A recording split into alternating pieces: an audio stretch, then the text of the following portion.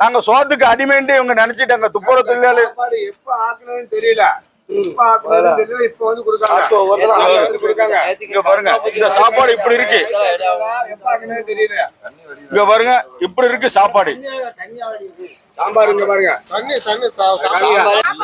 Sir முதல் நாள் பொங்கல் போட்டாங்க சார். அப்போ சாப்பிட்டதுலேருந்து வாயாலும் வயிற்றாலும் போயிட்டே இருந்துச்சு. ஒரு வாரம் லீவ் போட்டு வீட்டில் கிடந்திருக்கேன். இது அன்றைக்கே நான் சொல்லிட்டேன், சார் சாப்பாடு எதுவுமே சரியில்லை, சாப்பாடு வேண்டாம் அப்படின்னு நான் சொன்னேன்.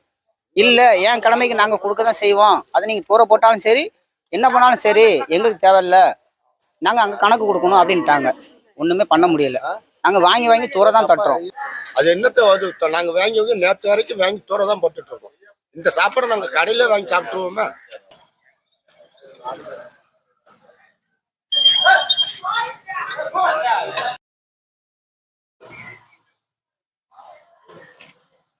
மூணு நாளா இந்த சாப்பாடு தான் கொடுக்காங்க.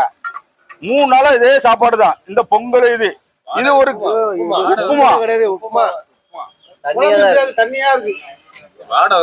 இல்ல பச்சடி கிச்சடி அது ஒண்ணும் கிடையாது. தண்ணியா தான். சாப்பாடுக்கு 100 ரூபா தான். இந்த சாப்பாடு பொழுது எங்களுக்கு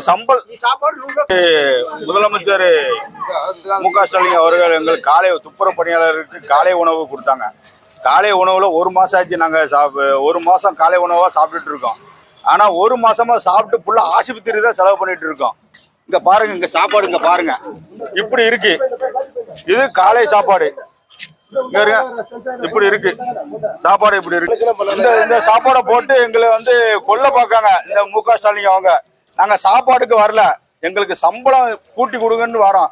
540 ரூபா சம்பளம் எங்களுக்கு கொடுக்காங்க. எங்களுக்கு சம்பளம் 700 ரூபா 800 ரூபா கொடுங்கன்ட்டு நாங்க கேட்கிறோம். ஆனா அவங்க சம்பளத்தை பொறுத்து இந்த சாப்பாடை போட்டு எங்களை ஏமாத்துறாங்க.